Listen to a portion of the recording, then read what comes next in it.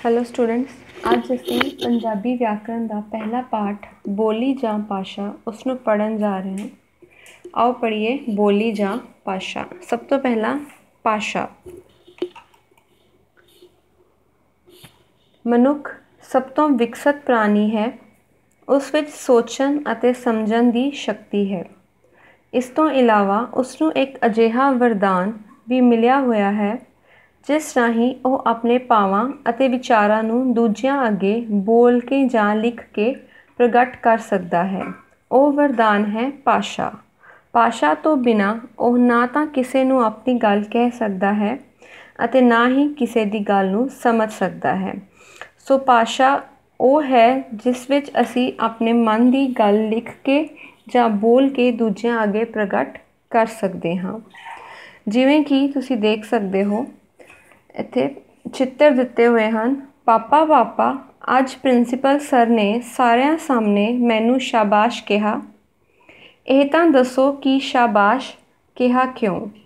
ਮੈਂ ਆਪਣੀ ਜਮਾਤ ਵਿੱਚੋਂ ਅਵਲ ਆਈ ਹਾਂ। ਇਹ ਵੇਖੋ ਮੇਰਾ ਅੰਕ ਕਾਰਡ। ਜ਼ਰੂਰੀ ਨਹੀਂ ਰੌਸ਼ਨੀ ਦੀਵਿਆਂ ਨਾਲ ਹੀ ਹੋਵੇ, ਤੀਆਂ ਵੀ ਘਰ ਵਿੱਚ ਉਜਾਲਾ ਕਰਦੀਆਂ ਹਨ। ਉਪਰੋਕਤ ਚਿੱਤਰਾਂ ਵਿੱਚ ਧੀ ਨੇ ਆਪਣੇ ਦਿਲ ਦੀ ਖੁਸ਼ੀ ਦਾ ਪ੍ਰਗਟਾਵਾ ਬੋਲ ਕੇ ਆਪਣੇ ਪਾਪਾ ਅੱਗੇ ਕੀਤਾ। ਪਾਪਾ ਨੇ ਸੁਣ ਕੇ ਉਸ ਦੀ ਗੱਲ ਸਮਝੀ ਅਤੇ ਪ੍ਰਸ਼ੰਸਾ ਕੀਤੀ।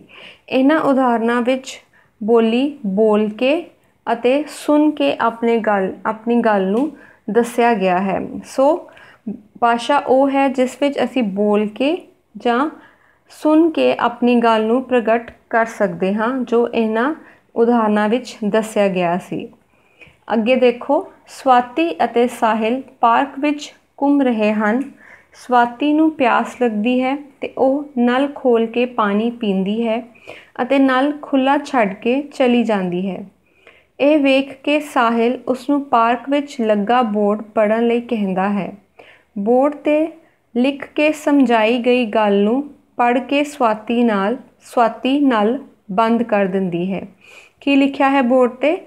ਜਲ ਹੀ ਜੀਵਨ ਹੈ, ਇਸ ਨੂੰ ਬਰਬਾਦ ਨਾ ਕਰੋ। ਇੰਝ ਅਸੀਂ ਆਪਣੇ ਦਿਲ ਦੀ ਗੱਲ ਨੂੰ ਬੋਲ ਕੇ ਜਾਂ ਲਿਖ ਕੇ ਦੂਸਰਿਆਂ ਨੂੰ ਦੱਸਦੇ ਹਾਂ ਅਤੇ ਦੂਜਿਆਂ ਦੇ ਦਿਲ ਦੀ ਗੱਲ ਨੂੰ ਸੁਣ ਕੇ ਜਾਂ ਪੜ੍ਹ ਕੇ ਆਸਾਨੀ ਨਾਲ ਸਮਝ ਲੈਂਦੇ ਹਨ।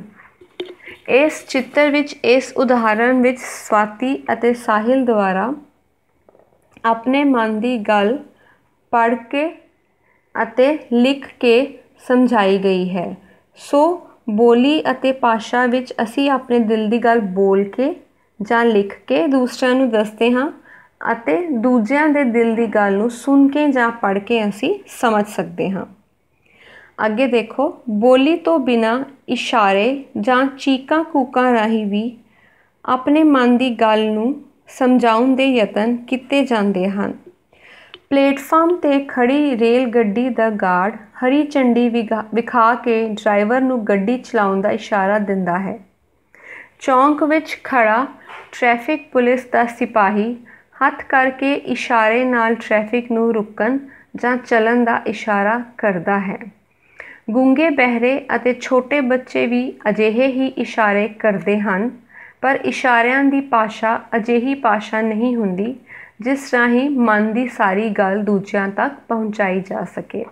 ਸੋ ਅਸੀਂ ਇਸ਼ਾਰਿਆਂ ਨਾਲ ਆਪਣੇ ਦਿਲ ਦੀ ਗੱਲ ਕਹਿ ਤਾਂ ਸਕਦੇ ਹਾਂ, ਪਰ ਇਸ਼ਾਰਿਆਂ ਦੀ ਭਾਸ਼ਾ ਅਜਿਹੀ ਭਾਸ਼ਾ ਨਹੀਂ ਹੁੰਦੀ ਹੈ ਜਿਸ ਰਾਹੀਂ ਅਸੀਂ ਆਪਣੇ ਮਨ ਦੀ ਸਾਰੀ ਗੱਲ ਦੂਜਿਆਂ ਨੂੰ ਚੰਗੀ ਤਰ੍ਹਾਂ ਸਮਝਾ ਸਕੀਏ।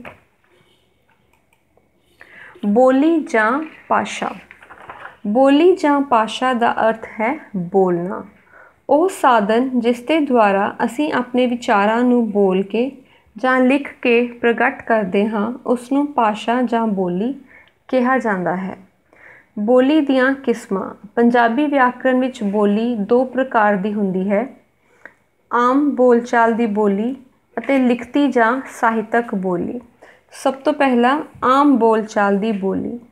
ਬੋਲਚਾਲ ਦੀ ਬੋਲੀ ਲੋਕਾਂ ਦੀ ਆਮ ਬੋਲਚਾਲ ਦੀ ਬੋਲੀ ਹੁੰਦੀ ਹੈ। ਇਹ ਭਾਸ਼ਾ ਬਹੁਤ ਹੀ ਸ਼ੁੱਧ ਨਹੀਂ ਹੁੰਦੀ ਕਿਉਂਕਿ ਇਹ ਵਿਆਕਰਨ ਨਿਯਮਾਂ ਵਿੱਚ ਬੱਝੀ ਨਹੀਂ ਹੁੰਦੀ। ਆਮ ਬੋਲਚਾਲ ਦੀ ਬੋਲੀ ਉਹ ਬੋਲੀ ਹੈ ਜੋ ਅਸੀਂ ਰੋਜ਼ਾਨਾ ਆਪਣੀ ਜ਼ਿੰਦਗੀ ਵਿੱਚ ਬੋਲਦੇ ਹਾਂ। ਵੇਖੋ, ਪੜ੍ਹੋ ਅਤੇ ਸਮਝੋ। ਪ੍ਰਿੰਸੀਪਲ ਸਾਹਿਬ, ਇਸ ਵਾਰ ਮੈਨੂੰ ਮਾफ़ ਕਰ ਦਿਓ, ਅੱਗੇ ਤੋਂ ਅਜਿਹੀ ਗਲਤੀ ਨਹੀਂ ਕਰਾਂਗਾ। ਫੌਜੀ ਜਵਾਨੋ, ਤੁਸੀਂ ਭਾਰਤ ਦੀ ਆਨ ਬਾਨ ਅਤੇ ਸ਼ਾਨ ਹੋ। ਸਾਨੂੰ ਭਾਰਤੀ ਹੋਣ 'ਤੇ ਮਾਣ ਹੋਣਾ ਚਾਹੀਦਾ ਹੈ। ਆਮ ਬੋਲਚਾਲ ਦੀ ਭਾਸ਼ਾ ਜੋ ਹੈ ਉਹ ਸ਼ੁੱਧ ਭਾਸ਼ਾ ਨਹੀਂ ਹੁੰਦੀ ਹੈ, ਕਿਉਂਕਿ ਇਹ ਵਿਆਕਰਣ ਨਿਯਮਾਂ ਦੇ ਅਨੁਸਾਰ ਨਹੀਂ ਬੋਲੀ ਜਾਂਦੀ ਜਾਂ ਨਹੀਂ ਲਿਖੀ ਜਾਂਦੀ। ਲਿਖਤੀ ਜਾਂ ਸਾਹਿਤਕ ਬੋਲੀ। ਜਦੋਂ ਕੋਈ ਗੱਲ ਲਿਖ ਕੇ ਬਿਆਨ ਕੀਤੀ ਜਾਂਦੀ ਹੈ ਤਾਂ ਉਹ ਲਿਖਤੀ ਜਾਂ ਸਾਹਿਤਕ ਬੋਲੀ ਅਖਵਾਉਂਦੀ ਹੈ। ਇਹ ਸ਼ੁੱਧ ਭਾਸ਼ਾ ਹੁੰਦੀ ਹੈ ਅਤੇ ਵਿਆਕਰਨਕ ਨਿਯਮਾਂ ਅਨੁਸਾਰ ਵਰਤੀ ਜਾਂਦੀ ਹੈ। ਇਸੇ ਭਾਸ਼ਾ ਦੀ ਵਰਤੋਂ ਲੇਖਕ ਅਤੇ ਸਾਹਿਤਕਾਰ ਆਪਣੀ ਰਚਨਾਵਾਂ ਵਿੱਚ ਕਰਦੇ ਹਨ। ਸੋ ਲਿਖਤੀ ਅਤੇ ਸਾਹਿਤਕ ਬੋਲੀ ਸ਼ੁੱਧ ਬੋਲੀ ਹੁੰਦੀ ਹੈ ਅਤੇ ਕੋਈ ਵੀ ਲੇਖਕ ਅਤੇ ਸਾਹਿਤਕਾਰ ਆਪਣੀ ਰਚਨਾ ਕਰਨ ਵਾਸਤੇ ਲਿਖਤੀ ਜਾਂ ਸਾਹਿਤਕ ਬੋਲੀ ਦੀ ਹੀ ਵਰਤੋਂ ਕਰਦਾ ਹੈ। ਵੇਖੋ, ਪੜ੍ਹੋ ਅਤੇ ਸਮਝੋ। ਚਾਪਲੂਸਾਂ ਤੋਂ ਬਚੋ। ਪਿਆਰੇ ਪਾਪਾ, ਤੁਹਾਨੂੰ ਇਹ ਪੜ੍ਹ ਕੇ ਬੇਹੱਦ ਖੁਸ਼ੀ ਹੋਵੇਗੀ ਕਿ ਮੈਂ ਜ਼ਿਲ੍ਹੇ ਵਿੱਚੋਂ ਅਵਲ ਰਹਿ ਕੇ ਜਮਾਤ ਪਾਸ ਕੀਤੀ ਹੈ। ਪੁੱਤਰ, ਇਸ ਕਾਗਜ਼ 'ਤੇ ਜੋ ਪਤਾ ਲਿਖਿਆ ਹੈ ਕਿ ਉਹ ਘਰ ਇਹੋ ਹੈ। ਇਹ ਸਾਰੀਆਂ ਉਦਾਹਰਨਾਂ ਲਿਖਤੀ ਬੋਲੀ ਦੀਆਂ ਸਨ। ਸਿਰਫ ਮਨੁੱਖ ਹੀ ਭਾਸ਼ਾ ਦੀ ਵਰਤੋਂ ਕਰਦਾ ਹੈ, ਬਾਕੀ ਜੀਵ ਜੰਤੂ ਸਿਰਫ ਆਵਾਜ਼ਾਂ ਹੀ ਕੱਢਦੇ ਹਨ। ਕਾਂ ਕਾਂ ਕਾਂ ਕਰਦਾ ਹੈ, ਬਿੱਲੀ ਮਿਆਉਂ ਮਿਆਉਂ ਕਰਦੀ ਹੈ, ਕੁੱਤਾ ਬਊ ਬਊ ਕਰਦਾ ਹੈ, ਕੋਇਲ ਕੁਹੂ ਕੁਹੂ ਕਰਦੀ ਹੈ, ਸ਼ੇਰ ਗਰਜਦਾ ਹੈ ਅਤੇ ਮੋਰ ਕਿਉਂ ਕਿਉਂ ਕਰਦਾ ਹੈ। ਪੰਜਾਬ ਦੀਆਂ ਭਾਸ਼ਾਵਾਂ। ਬੱਚਿਓ, ਪੰਜਾਬ ਵਿੱਚ 3 ਭਾਸ਼ਾਵਾਂ ਬੋਲੀਆਂ ਜਾਂਦੀਆਂ ਹਨ: ਪੰਜਾਬੀ, ਹਿੰਦੀ ਅਤੇ ਅੰਗਰੇਜ਼ੀ। ਸਭ ਤੋਂ ਪਹਿਲਾਂ ਪੰਜਾਬੀ। ਪੰਜਾਬੀ ਸਾਰੇ ਪੰਜਾਬੀਆਂ ਦੀ ਮਾਂ ਬੋਲੀ ਹੈ। ਇਹ ਬੋਲੀ ਮਾਂ ਦੀ ਗੋਦ ਵਿੱਚ ਬੈਠ ਕੇ ਸਿੱਖੀ ਜਾਂਦੀ ਹੈ। ਮਾਂ ਆਪਣੇ ਬੱਚੇ ਨੂੰ ਛੋਟੇ ਛੋਟੇ ਸ਼ਬਦ ਬੋਲ ਕੇ ਇਹ ਭਾਸ਼ਾ ਸਿਖਾਉਂਦੀ ਰਹਿੰਦੀ ਹੈ। ਹੌਲੀ ਹੌਲੀ ਬੱਚਾ ਪੰਜਾਬੀ ਭਾਸ਼ਾ ਬੋਲਣੀ ਸਿੱਖ ਲੈਂਦਾ ਹੈ। ਸਾਨੂੰ ਸਾਡੇ ਪੰਜਾਬੀ ਹੋਣ ਅਤੇ ਪੰਜਾਬੀ ਬੋਲਣ 'ਤੇ ਮਾਣ ਹੈ। ਉਦਾਹਰਨ, ਅੱਲੜ ਬੱਲੜ ਬਾਵੇ ਦਾ, ਇਹ ਪੰਜਾਬੀ ਭਾਸ਼ਾ ਹੈ। ਹਿੰਦੀ। ਹਿੰਦੀ ਭਾਰਤ ਦੀ ਰਾਸ਼ਟਰੀ ਭਾਸ਼ਾ ਹੈ। ਭਾਰਤ ਦੇ ਅਲੱਗ-ਅਲੱਗ ਰਾਜਾਂ ਵਿੱਚ ਅਲੱਗ-ਅਲੱਗ ਭਾਸ਼ਾਵਾਂ ਬੋਲੀਆਂ ਜਾਂਦੀਆਂ ਹਨ, ਪਰ ਹਿੰਦੀ ਸਾਰੇ ਦੇਸ਼ ਨੂੰ ਇੱਕ ਸੁਰ ਅਤੇ ਇੱਕ ਡੋਰ ਵਿੱਚ ਬੰਨ੍ਹਦੀ ਹੈ। ਇਸ ਲਈ ਹਿੰਦੀ ਭਾਸ਼ਾ ਦਾ ਗਿਆਨ ਹਰ ਭਾਰਤੀ ਲਈ ਬਹੁਤ ਜ਼ਰੂਰੀ ਹੈ, ਜਿਵੇਂ ਭਈਆ ਪਿਆਜ਼ ਕੈਸੇ ਦੀਏ। ਅੰਗਰੇਜ਼ੀ। ਅੰਗਰੇਜ਼ੀ ਸਮੁੱਚੀ ਦੁਨੀਆ ਦੀ ਅੰਤਰਰਾਸ਼ਟਰੀ ਭਾਸ਼ਾ ਹੋਣ ਦੇ ਕਾਰਨ ਇਸ ਦਾ ਗਿਆਨ ਹੋਣਾ ਵੀ ਜ਼ਰੂਰੀ ਹੈ। ਪੰਜਾਬ ਵਿੱਚ ਵੀ ਅੰਗਰੇਜ਼ੀ ਪੜ੍ਹਾਈ ਜਾਂਦੀ ਹੈ। ਇਸ ਭਾਸ਼ਾ ਰਾਹੀਂ ਹੀ ਅੰਤਰਰਾਸ਼ਟਰੀ ਸੰਬੰਧ ਕਾਇਮ ਕੀਤੇ ਜਾ ਸਕਦੇ ਹਨ, ਜਿਵੇਂ ਹੈਲੋ ਫਰੈਂਡ।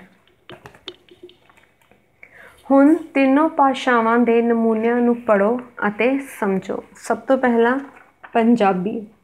ਜਿਹੜੇ ਬੱਚੇ ਮਨ ਲਗਾ ਕੇ ਨਹੀਂ ਪੜ੍ਹਦੇ, ਉਹ ਪਿੱਛੇ ਰਹਿ ਜਾਂਦੇ ਹਨ। ਸ਼੍ਰੀਮਾਨ ਜੀ, ਅਸੀਂ ਚੰਗੀ ਤਰ੍ਹਾਂ ਪੜ੍ਹਾਈ ਕਰਾਂਗੇ ਅਤੇ ਸਕੂਲ ਦਾ ਨਾਂ रोशन करेंगे। हिंदी।